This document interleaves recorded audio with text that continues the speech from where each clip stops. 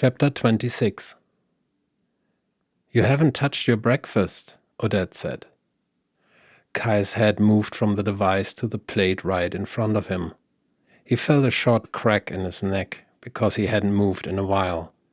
Too absorbed was he in the numbers, the growing amount of money in their family sacrifice app account, making mathematically acrobatics by the minute, where he added the incoming donations and stretched them over the time left to see if they would bring in the amount necessary for Susie's surgery. There was a good chance, but he needed the confirmation. And then she needed to have the time on her side, that it wasn't too late to save her eyesight. Kai! Food. He hadn't thought of food in days. He had eaten, but more like a machine that needed fuel to keep going. Keep going for Susie, his family. Now his body had forgotten the pleasure of eating and why, much like his brain had forgotten to sleep, to shut off the noise of their everyday life and his inside voices and worries. He had laid awake all night, never even being close to sleep, getting in and out of bed, promising himself each time to check his device just one last time, maybe that one last time where they received an amount that brought them over their goal and they could join the people in the park, their fireworks and their worry-free lives. Hissing and exploding fireworks accompanied him all through the night, as if everybody had come out in public to mock him and his family.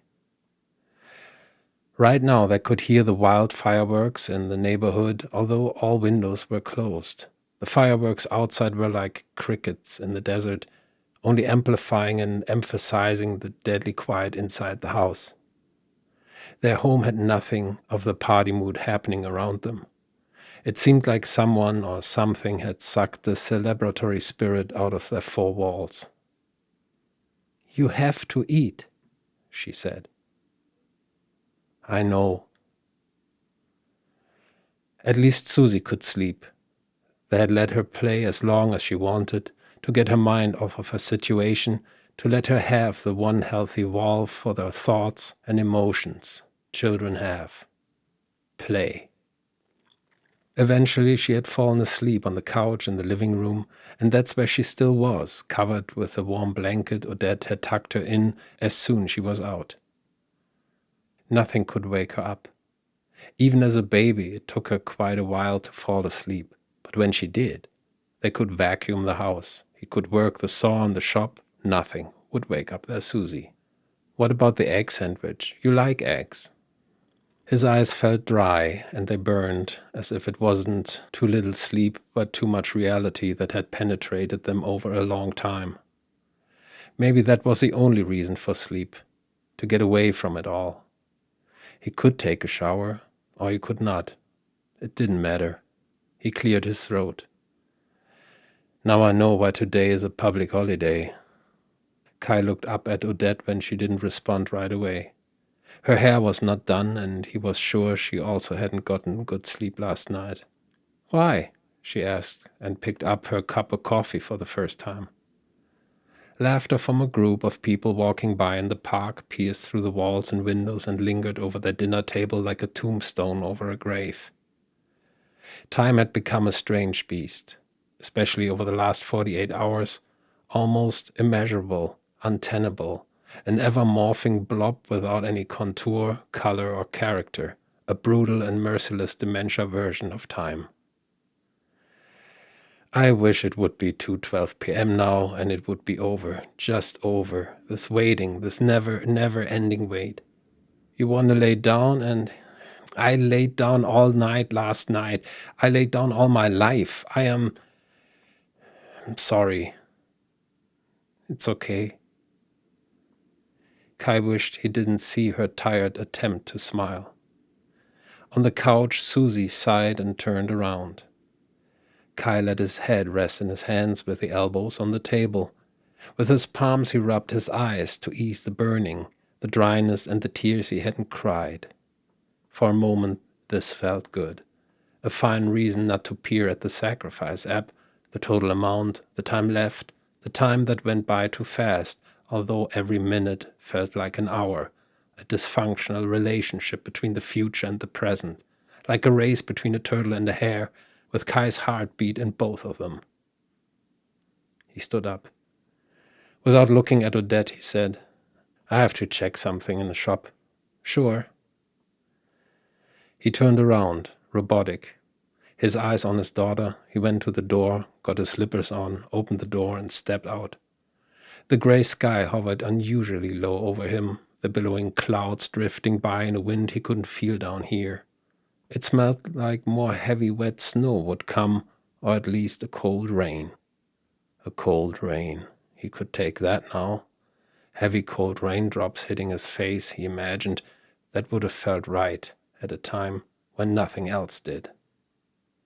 He took the first step down, slowly, as if there was something to discover, a new taste or sensation of some sorts, the walk of someone who came from nowhere and had nowhere to go.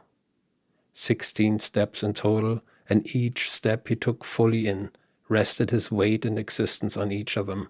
16 steps, 16 times, and he wished there were 6,000 steps.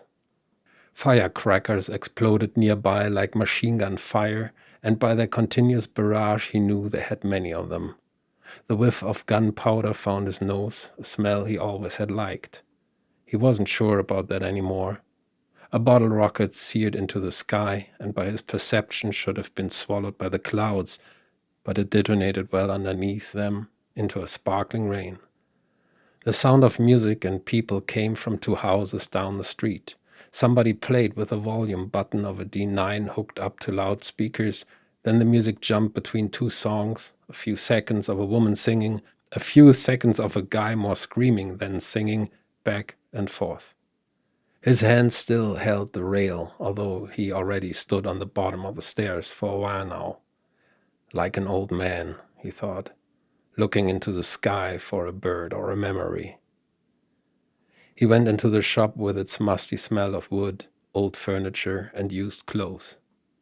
He walked past the pile and stopped, and he exhaled an emotion with an audible tone he never heard, a sigh, too high for him and too long, close to eternal, followed by a shiver that brought him to his knees, knowing every stool and every table to hold on to was too far away, where meters had become miles, much like the time before, as if he had entered a world without dimensions.